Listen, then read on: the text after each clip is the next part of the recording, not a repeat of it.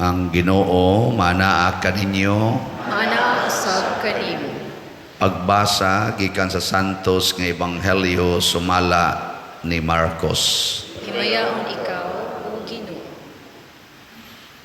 Si Jesus mingon sa iyang mga tinun-an, panglakaw kamo sa tibuok kalibutan ug isangyaw kining maayong balita ngadto sa tanang mga tao. Ang mutuo ug magpabunyag maluwas, apan ang dili mutuo silutan, ug kini ang mga timaan sa gahom nga mabatunan nila nga mutuo. Sa akong ngalan maghingilin silag mga yawa ug manulti silag lain-laing mga sinultihan. Kung makakupot silag mga halas o makainom silag hilo, dili sila maunsa. Itapion nila ang ilang mga kamot sa mga masakiton ug mga ayo sila. Human makigsulti kanila ang Ginoong Hesus, gidala siya ngadto sa langit ug milingkod sa tuo sa Dios. Ug nanlakaw ang mga tinun-an ug nagsangyaw sa maayong balita sa tanang dapit. Ang mitabang gayud kanila mao ang Ginoo ug midason sa katinuod sa ilang giwali pinaagi sa paghatag kanila sa mga timaan sa gahom. Ang Ebanghelyo sa Ginoo. Daygon ikaw, O Kristo.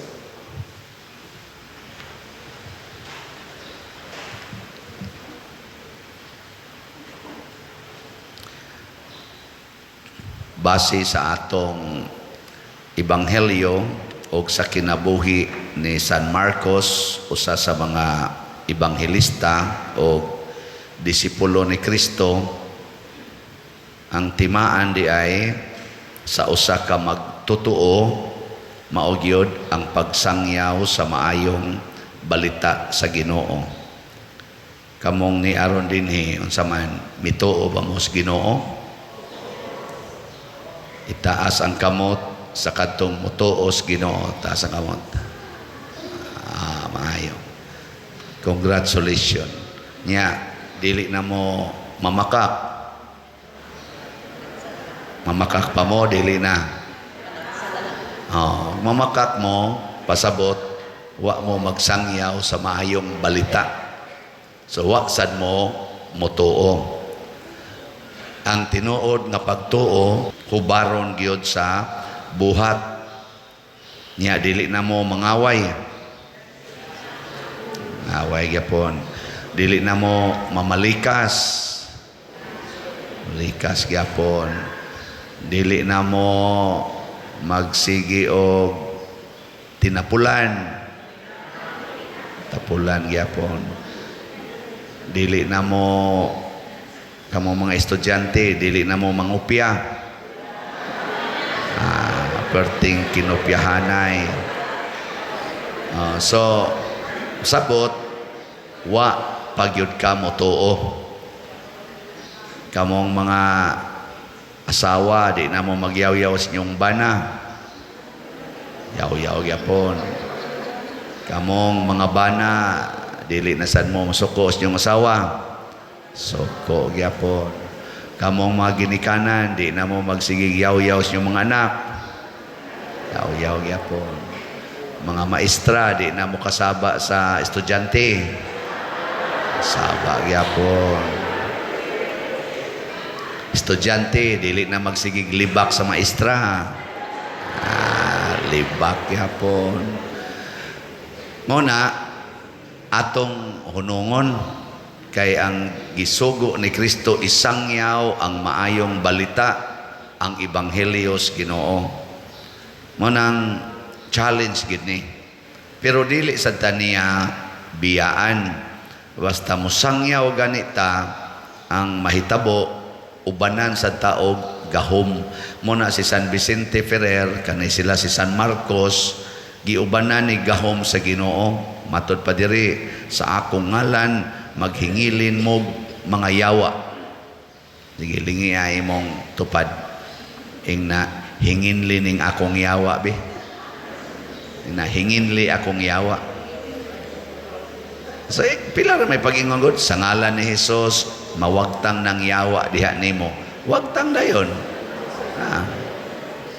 Kanang yawa nimo nga nagsigig tudlo nimo anang sigig basa o sigig tan-aw anang mga porn diha sa internet na mawa na so anaon.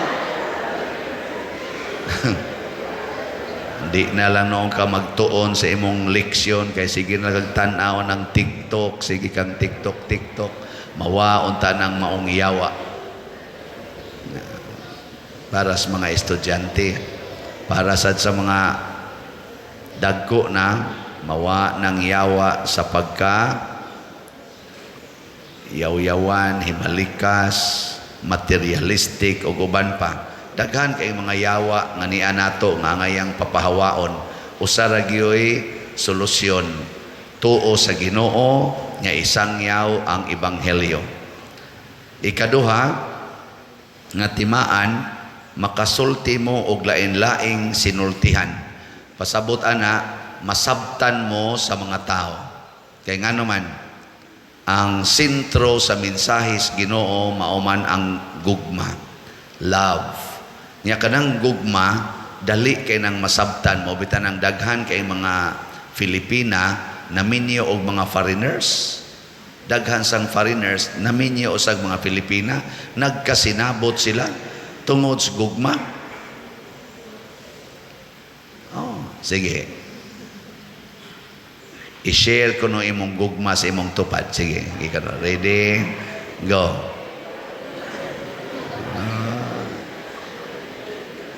Sayon kayo i-share ang ebanghelyo sa gugma.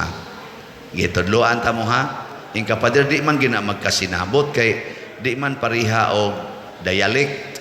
Unsaon pagkasinabot na ay mga buhat ang gugma nga di na kinahanglang musulti pa ka. Pero masabtan as tanan. Nya mao ni ang akong gitudlo kanang SSS. SSS ba nga basic acts of love nga di na kinahanglan ka musulti nya masabtan nga nahigugma ka. Una, smile. Ang kanang tao nga mo smile nahigugma mao bitan ng laki kung manguyab sa babae sigihan na niya smile nya ang babae iniglingi niya nga nag-smile ang laki, wa siya kauyon, mo anong naong lipuang-buang. Igtanaw sa laki nga pag-smile niya, wa mo smile, maingon ding laki, wa mahigugma, balhin na lang kuslain. Ana. Nya inig tanaw sa laki, anin na sang laing babae, inig smile niya, nya maingon sa ang laki, ang babae. Mudool din na. Mudool na. Nya inigdool na wa na nagkasinabot na mingon dayon, what's your name? May I have your cell number? What's your FB? Wa na nisugod na sila communicate pero gasugod to sa non-verbal expression of love which is smile. Kanang anak nga mo smile sa ginikanan nahigugma na. Kana sang ginikanan nga mo smile sa anak nahigugma na.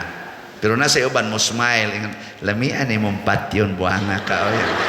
Bisan pa og ang iyang gisulti lamian imong patyon pero nag-smile pasabot ana naara na siyang bakba. Joke ra na. Mo na kung dayunon kanyag patay niya ga-smile siya samtang gapatay nimo moingon dayon ka true love kills. Di ba? Ang tinuod ang gugma mo patay. Smile man. Away mo smile oy mo patay kag tao di ka ka-smile. Di gina malahos. Mo na kung gusto nimong i-share ang good news, smile always. Now, dato'y akong istorya nyo sa una nga O kani, grade 8. Kanang grade 8, equivalent man na sa second year, di ba? Sakto ba ko? Sa una, second year ko, na ako'y gipanguyaban, akong classmate. Ikaw panguyab niya, sa una, suwat-suwat man to. Dugay kay siyang ni tubag, ako siyang ipadadag suwat September 27, 1980. Ning nagkastorya may bahin atong akong suwat, nakalugar kong storya, March na 1981. Kaya di man gid siya makigstorya nako. Nya sa dihang na ako na siyang na corner, akong gipaluap, musta man to akong suwat. Iyara kong giingnan, wa ka mauwaw ng naong nimo, kabati nimo naong, uyag ka nako. So good ato, din adyo ko ganahan mo tanaw sa akong naong. Ako nang gihipos ang gamay na kong samin sa balay, ako raman sa usaga puyo, akong gihipos din ako mutanaw sa kong naong na mga bildo diha kanang ana sa mga opisina sa principal namo agi dito na amantoy kanang kuan bildo di ko ganahan mutanaw sa kong naong. Din ako musakay anang sakyanan nga ana sa front seat, hilig magay kong front seat kay nighangad na ko makita man ako akong naong. Hasta god ang akong mama naglagot ko kay ingnon man ko sa akong mga igagaw nga liwat ko no ko sa akong mama nako ngano nakamama man sa kog batig naong ay lagot kay kustanan. May gani kay pagka third year high school nako na ako'y maestro nga nakasulti namo nga wa jud ko noy batig naong basta mo smile. Muna ingon siya, wear your smile every moment. Ako nang gibalik og butang ang samin nya mag-smile nako ana ko ana nya iguman ako na tong gimintin sige na kog smile tinuod yun nindot kay epekto. Daghan na kayo ko na-relax ko nya niabot sa tong panahon na bright na ko gamay apil na ko sa top 10 pagka fourth year nahimo kong wing commander sa CET nya apil pag yung top 10 ay sus smiling pag yun kayo awa na ako na gipanguyaban na nangyuyab na ako nga gwapa kayo among usas mga batchmates gwapa kay tanan nanguyab na ako sang gibaslan ako na kay samin siya na anako wa ka mauwaw ng imong naong nga maunay imong gisulti nako nga ako ikumparar sa imong kagwapa mura ra man kog trapo kay bati man kog naong ikaw gwapa man ka ingon din siya bahala na ng tanang tao mo ingon imong bati kag naong basta para nako ikay kinagwapuhan.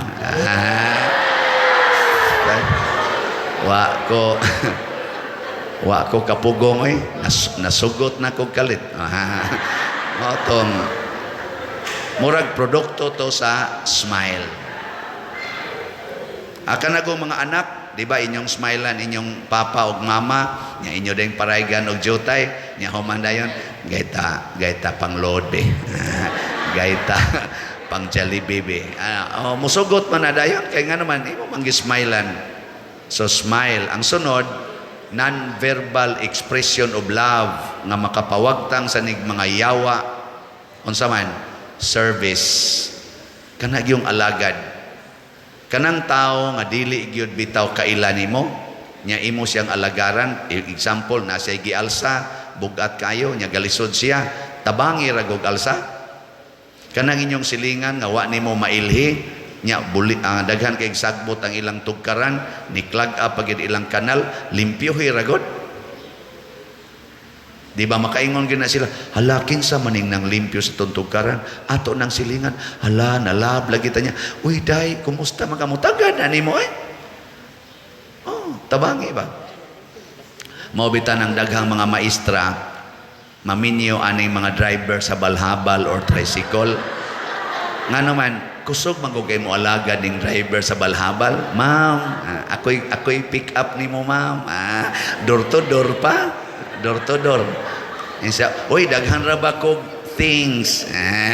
Moingon sa habal-habal, ay, dili lang na, ma'am. Ikuan lang na, dili lang na sa tubangan. Aron, libre ka diha pag gunit-gunit, nadugay ang maestra, gunit-gunit, nadugay, hakop na. Patay. Mga estudyante, ay, sus, labi na classmate nga na motor, sa ako lay hatod nimo. Di masuko imong parents. Asa kaabot parents nga to mas hagunoyan. Sige, basta serbisyuhan mo, ma-inlove gina.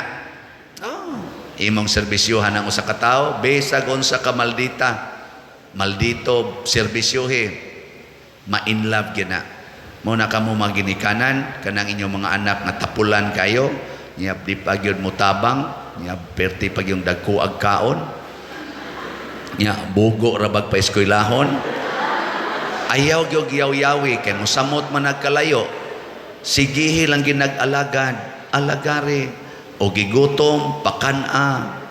Nyag magduwa siya computer, tagaig snacks. Ano bang atiman na gid ba? Natadugay na, ma-inlove na nimo. Unsa may timaan nga na inlove?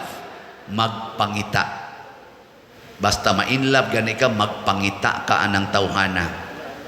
Tanawa, mawalang kag kadiyot ginikanan, di ba mutawag din na nimo, ma, snacks. Hatag na kag snacks. Ma, labhin ni akong sidina nga bulingon. Labahan dahil sa imong ginikanan. Magpangita na nimo. Anawa, di ba dali kay kang mamatay? Sama ni Kristo nga na in love na to, patay dayon. Si San Marcos, patay dayon.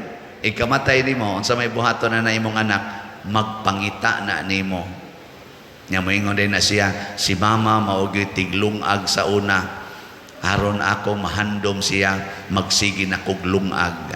Sige na siya loto. Si mama mo itiglabas akong sinina nga mga bulingon sa una. Karon isip akong ekspresyon sa love sa akong mama, manglaban ako din ako magtinapulan kay namatay gito akong mama sa akong katapulan. Siya na lang nagsigig trabaho, ako wa na lang gyud ko'y trabaho, karon ako na ning buhaton. Di ba?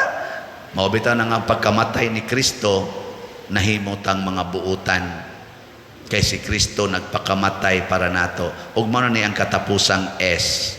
Unsa may katapusang S? Sakripisyo.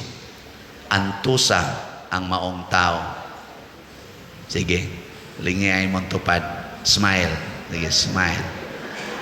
Nya, ingna siya. Ingna ba? Sugod karon, antuson tika. Sige, ingna. Di ba, inigsulti ni Mana, mingon din na siya, sana all. Di ba? Og mauna, nga nitubag ta sa salmo, og ingon ta nga, sa gihapon awitan ko ang kaayo sa Ginoo. Wa na ang Ginoo, dugay nang namatay, pero nagsigitag awit, kay gihandom nato ang iyang smiling face, ang iyang pag-alagad nato o ang iyang pag-antos hangtod sa kamatayon. Muna'y gisangyaw sa mga ebanghelista. Munang pagpamalit nato, pagbaligya natog slots, na adayoy na malit kay nisunod sad ni Kristo nga ni alagad. Kani magong pagpalit og slot is a form of service. Pila na may atong halin as of yesterday sa atong SBF DAG or San Vicente Ferrer's Daily Abundant Graces, niabot ng atong halin og 15,825 slots. Pakpak.